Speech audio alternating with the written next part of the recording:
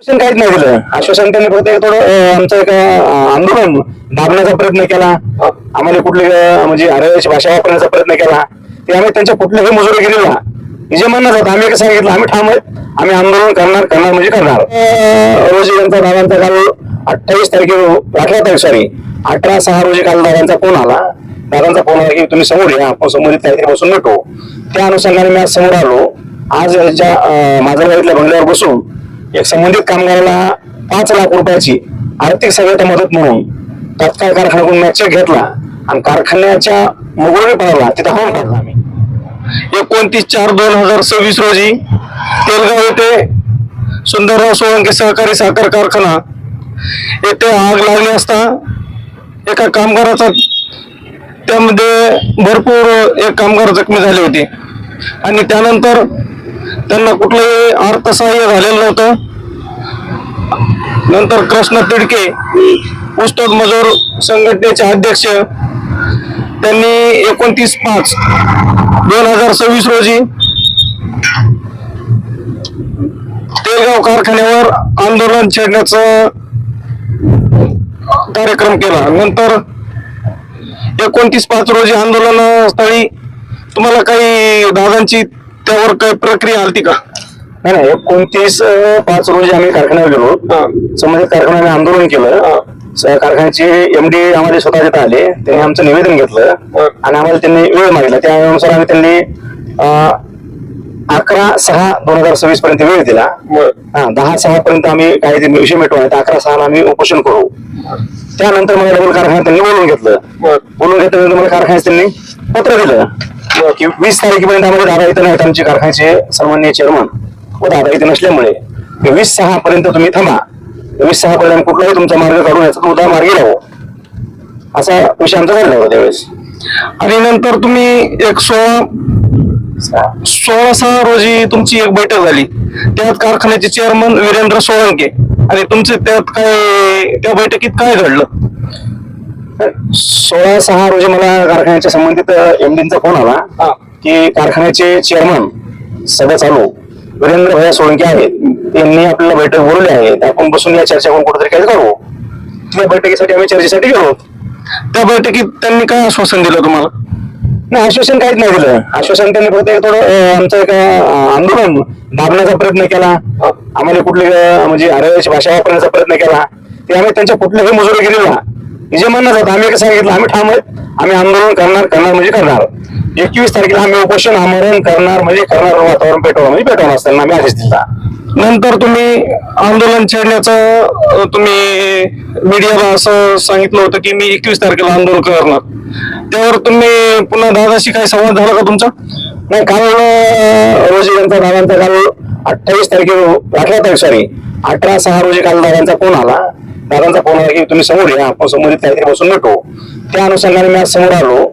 आज ज्या माझ्या गाडीतल्या बंगल्यावर बसून एक संबंधित कामगाराला 5 लाख रुपयाची आर्थिक सहाय्यता मदत म्हणून तात्काळ कारखान्याकडून चेक घेतला आणि कारखान्याच्या मुगवणीपणाला तिथं हाण काढला. आम्ही तुम्ही ज्यावेळेस पहिल्यांदा आंदोलन छेडलं त्यात तुमची काय काय मागणी होती? पहिल्या आंदोलनामध्ये आमची अशी होती की तुम्ही एक कारखान्यात नोकरीला घ्या, अन्यथा त्याला तुम्ही 15 लाख रुपयाची अर्थसहाय्यता मदत करा. आता आज रोजी जी तुमची आणि दादांची बैठक झाली, मिटिंग झाली, त्या मिटिंग मध्ये तुमचं काय दादांनी काय आश्वासन दिलं का काय केलं? त्याचं पुढं कार्यवाही काय केलेली? कारण दादांनी सध्या त्याच्या एक मुलगा असल्यामुळं त्याच्या मुलीच्या भविष्यासाठी कारखान्यामध्ये आम्हाला पाहिजे अशी आमची तुटपुंजी म्हणून त्यांनी थोडे 5 लाख रुपयाची अर्थसहाय्यता केली आणि भविष्यात त्यांना कुठेतरी कारखान्यात आपण कामाला घेऊ असं त्यांनी शब्द दिला आहे. तुम्ही या शब्दावर सहमत म्हणजे आहेत का? 100% कारखान्याच्या कुठेतरी समाधानी म्हणता येणार नाहीत, म्हणजे तात्पुरतं काहीतरी कुठेतरी चला आपण करीत असलेल्या आंदोलनाला कुठेतरी एक मार्ग निघाला आणि त्याच्यामधून त्या गरीबाचं घर कुठेतरी बसायला लागलं. त्या अनुषंगाने आपण 1-2 पावलं मागे सरलो. लोकनेता ताई साहेबांचा आदेश आला हवा की दादा सिनियरिटीप्रमाणे वयानं सिनियर आहेत, असं काही तुम्ही तुमच्या मुलांचं काही झालं असलं तर दादांना आधारानं बोला. कुठेतरी आधारानं बसून तुम्ही 2 पाऊल ते मागे मुळे सरते, 2 पाऊल तुम्ही मागे सरून कुठेतरी मिटून घ्या असं ताई साहेबांचा आदेश आल्यामुळे मी आज मिटून घेतलंय. याचा अर्थ असा आहे की तुम्हाला ताईबाई साहेबांच्या सांगण्यावरून तुम्ही हे आंदोलन मागे घेतलेलं आहे. हा ताई साहेबांच्या मी ऊसतोड मजूर संघटनेचं सर्व गोपनीयता म्हणून ऊसतोड मजूर संघटनेचं काम करत असल्यामुळं पूर्ण काम मी ताई साहेबांच्या नेतृत्वाखाली करीत आहे आणि ताई साहेब हे सांगते हेच आमच्या संघटनेची अंतिम दिशा असते. ठीक आहे. आता पुढील काय कार्यवाही काय याच्यावर काही होणार नाही?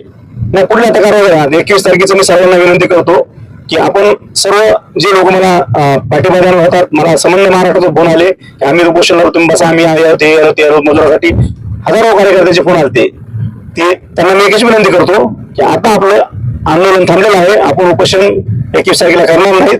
की आपल्याला आज त्यांनी 5 लाख रुपयाचा आता चेक दिलेला आहे, ते आपल्याकडे फोटो आहेत, सगळ्या चेक त्यांच्या नावानं बालासाहेब बारीकराव चोपडे नावानं जमा करायलो, त्यांच्या नावानं 5 लाख रुपये जमा होते.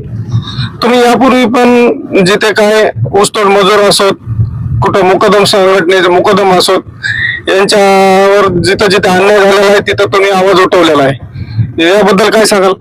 100% की माझं एक तत्व असं आहे की मी त्या परिस्थितीत आलोय, स्वतः माझ्या आईवडील ऊसतोडला असल्यामुळं की मला त्या परिस्थितीत जाणं आपण ह्या परिस्थितीने काय असते परिस्थिती. आज एक ऊसतोड मजुराच्या घरावर अशी गोष्ट घडली जाते तर त्याच्या घरावर काय परिणाम होते आणि त्याच्या घरातली परिस्थिती काय होती ही मी स्वतः अनुभवलेली माझ्या. म्हणून या अनुषंगाने जी ताई साहेबांनी मला जिम्मेदारी दिलेली आहे ही जिम्मेदारी मी एक सर्वसामान्य गोरगरीब वंचित शोषित पीडित ऊसतोड मजुरासाठी आणि जी आमच्या लोकनेते मुंडे साहेब शिकवण आहे या शिकवणार मी की थोडाफार खारीचा वाटा म्हणून चालण्याचा प्रयत्न करीत आहे.